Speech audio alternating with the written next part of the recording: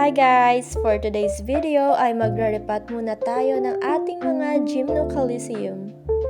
Naisipan ko lang pong mag-video habang nagtatanggal ng mga gymno sa kanilang pots para may remembrance din ako sa kanila. Kailangan ko na rin kasing palitan ng aking potting mix dahil yung iba ay nasobrahan sa buhangin, yung iba ay may mga uling pang nakalagay, at yung iba naman ay sobrang matagal matuyo.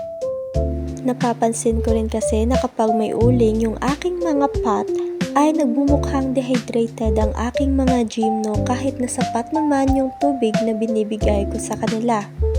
Kailangan din sa ating potting mix ay yung mabilis matuyo upang maiwasan nating mabulok ang ating mga gymno. Lagi po nating tandaan na mag-iingat po tayo sa paghawak ng ating mga gymno dahil nakakatusok pa rin po yan. Hindi na rin po ako nakapagsuot ng gloves dito dahil nakalimutan ko. At ito na nga ang kanilang bagong paglalagyan.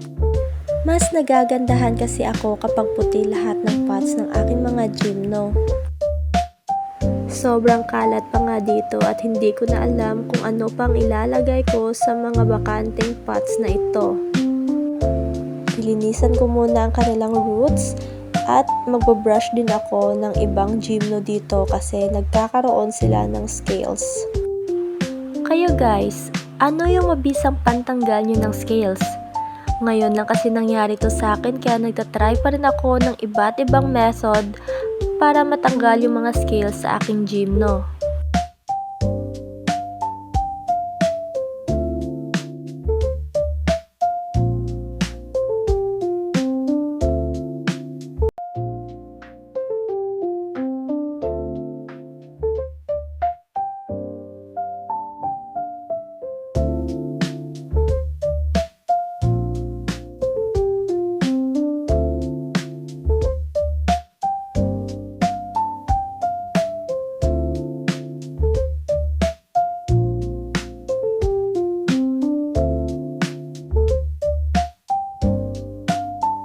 Nang matapos ko ngang linisan ng aking mga gymno ay ilalagay ko naman sila sa kanilang tray upang ma-air dry ng 2 to 3 days bago ko sila itanim.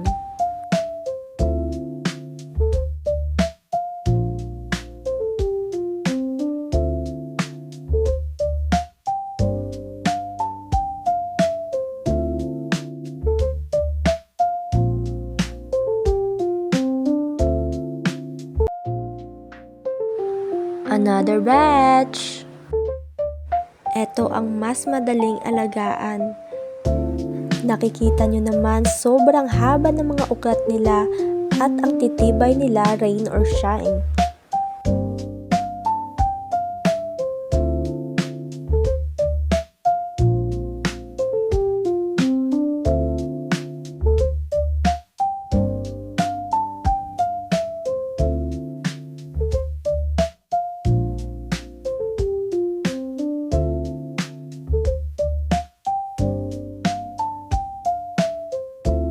Iwan ko lang po muna sila ng 2 to 3 days bago itanim. Thank you for watching!